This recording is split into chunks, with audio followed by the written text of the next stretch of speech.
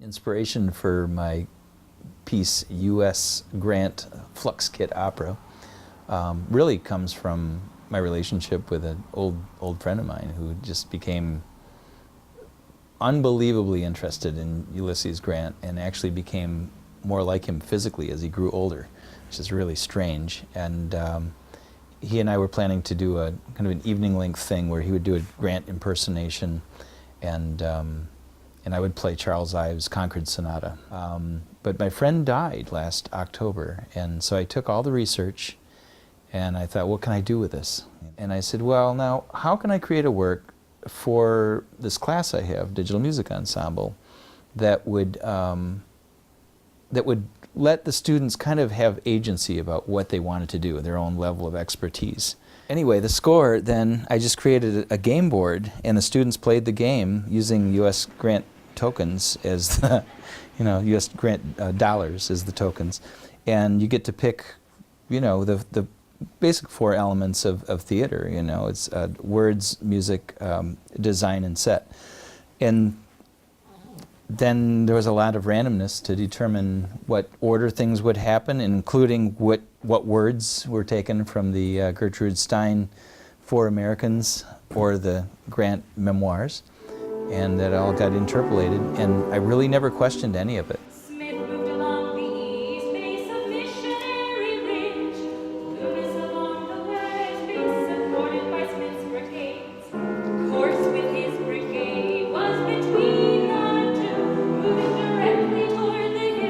That process is a sort of Candyland Monopoly version of a cage opera that I really know well and I've taught a lot, called Circus On. And I actually premiered Circus On as a theater piece. It was originally a radio piece. So I was always interested in creating a structure that would then kind of play itself out, and then I wouldn't have to, write any music. So to speak. Well, it's very different than my previous four operas, which I wrote every note of music and worked with a librettist or Edgar Allan Poe. You didn't write the music? Well, the music for Grant was all Civil War tunes, so there wasn't a note there that I actually wrote.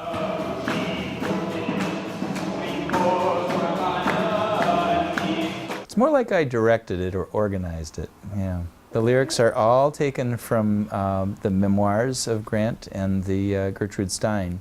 And then the way they're taken, the students, when they land on a little space that has music, they grab a card and that has the Civil War tune on the back of the card, and that tells which tune they're responsible for sort of producing.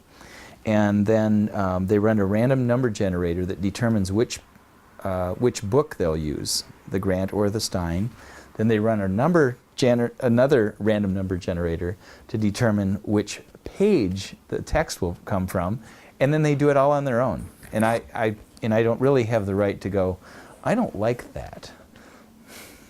So, even the order of those events is then determined by a random number generator, which is amazing when you consider that Appomattox is the last battle we fight, that Grant's letter to Lee about the way the soldiers would be treated, all of that was at the very, very end. And then that very sobbing plaintive just before the battle mother, that tune is just so beautiful, and it really is about a boy that's about to die.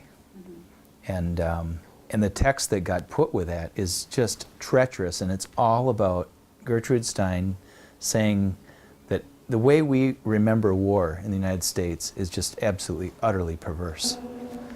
And that ends up being the last piece in the whole program, by absolute luck.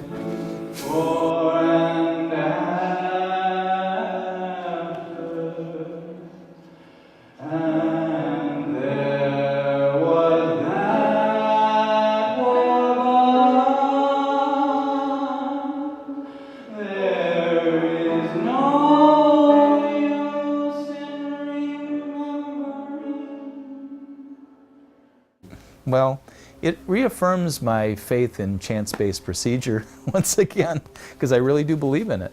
you know? Well, to me, Fluxus is about a celebration of the ordinary and just saying, you know, things are good. This is good. This moment is good. So the way the piece allows for randomness to occur, and in the process of that, there has to be a kind of acceptance of anything, and also finding meaning in each moment and saying, well, okay, so the whole piece starts with this strange letter that he wrote to his wife that doesn't really have to do anything with the context of the piece. Why is that a good way to start the piece? Well, first of all, you start the piece that way. Then you ask the question, why is it a good way? And you find meaning. The way I approached the Fluxus idea kind of breathes through. The audience was entertained, but they were engaged the entire way through. And there was no, oh, I don't like this part of the story, or I don't care about the war part, or I don't care about, oh, do we have to see both Vicksburg battles, man? You know, or whatever, you know. I think what's, you know, watching, say, an event score, a Fluxus event score being performed, that there's a kind of weird intentionality, like I am polishing a rock, you know, which, how Zen is that, or whatever. And it very much, the Hindu idea of karma, or even more so, dharma, the fact that you have a purpose, a function, and you should do that function. And it's okay that you have that function and not some other function. And you shouldn't be envious of somebody else's function. And, you know, we think of that in the West and go, oh, damn, I want to be free. Anybody could be president or whatever. And you flip side of that is anybody could sell bananas and it'd be honorable. and I think Fluxus celebrates that. It says, you know, you're selling bananas. That's so great. Nice job.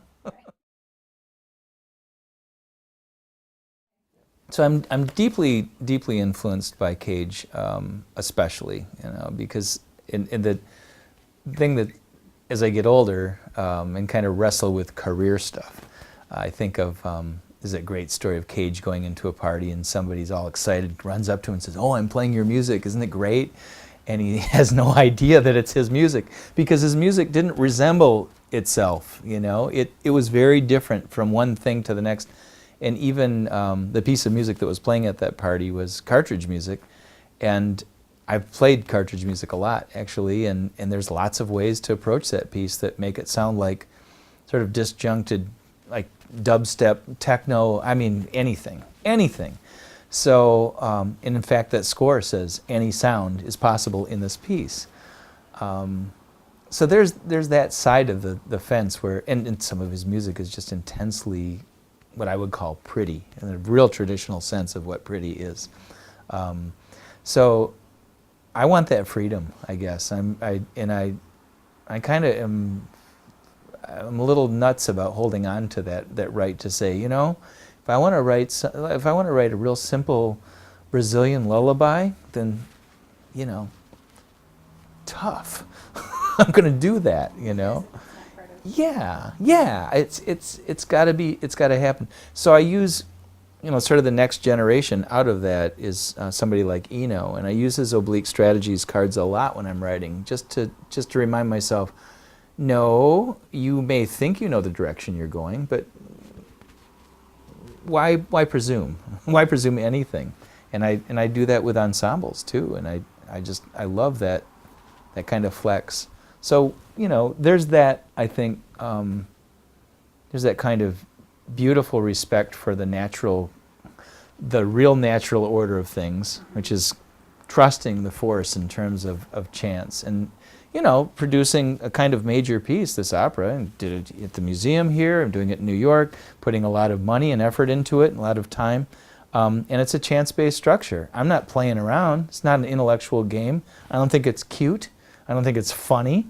I really believe in this stuff. I would even say in a religious way, I believe in it. I really, really strongly believe that the random ordering of life and of physical nature is something that we should somehow emulate in our work. Yeah, Yoko Ono, because I mean, I grew up in the 60s. I mean, I was, born in 58, so Yoko Ono was sort of this oddball character in the news. I saw her on Dick Cavett, and you'd read about the love-in and go, well, what's this about? And John and Yoko being so strongly out there and working against the Vietnam War and trying to raise consciousness, and also just kind of hanging the shingle out that says world peace is important. Hey, by the way, did you forget world peace is really important? And we need like a bajillion more people that's all they say all the time. It's like, hey, remember world peace? Did you forget about it again? Why did you forget? Hey, world peace, right? And that commitment to and that kind of focus on the issue, but then also being able to create violent art and saying, all right, this is really awful. What's going on over here is really awful. What I've seen in my life is really awful, and I'm not going to act like that part of it doesn't affect me. I mean, Yoko Ono, tons of money, especially by the time she meets John, right? Tons of money. She doesn't have to be in touch with suffering at all. But, the first noble truth in Buddhism is dukkha, and it's suffering. And to live is to suffer, basically. And to be aware of our own suffering and other people's suffering as an act of compassion is really sort of the core of Buddha's, Four Noble Truths. And she embodied that, and she still does. I mean, she's just absolutely relentless. So I guess I admire her spine and her message in the same way that I admire somebody like the Dalai Lama. My students here at University of Michigan should know about Fluxus, should be well informed about Fluxus, because I think they have the illusion of control. I mean, especially in a very well-bred, largely white U.S. institution, there's this illusion that the world is theirs. And they have cars, they've rarely known poverty. The demographic that I teach here is a privileged group of people. And that's not their fault. They're not bad because of that. I do not despise them because of that. But Fluxus can remind us that, stuff happens. Stuff happens all the time. And that stuff deserves attention. And it could be, it could be truly wretched stuff. Destruction of a violin on stage is a wretched thing to see. But what is that if it isn't a metaphor for tragedy? And then just delightful stuff. I mean, so there's a person walking a line for a while. That's nice. People should do that. And in the texty, like, you never see people walking around just gazing around and looking at things and delighting, at the clouds or whatever, because it's like this. And that's so, I think, sad and destructive. And I think Fluxus reminds us to celebrate the moment